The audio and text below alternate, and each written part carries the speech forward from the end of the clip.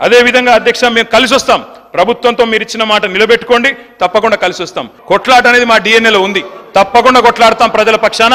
ప్రధాన ప్రతిపక్షంగా మీరిచ్చిన ఒక్క మాట కూడా ఎక్కడ మోసం జరిగినా తెలంగాణ ప్రజలకు మౌనం వహించం, సహించం, భరించం. ప్రాంతం వాడు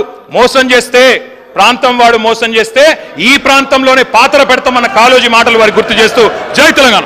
రామారావు గారు మేము కలిసి వస్తాం, ప్రభుత్వానికి సహకరిస్తాం అని పదే పదే చెప్తున్నాడు.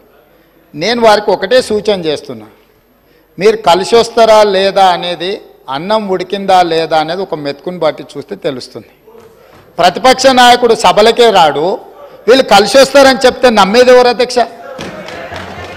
నేను అందుకే వారికి సూచన చేస్తున్నా, వెనకాల ఉండే అక్కలు ఇక్కడ ఉండి చెప్పి ఇక్కడ ముంచి అక్కడికి తేలినరు.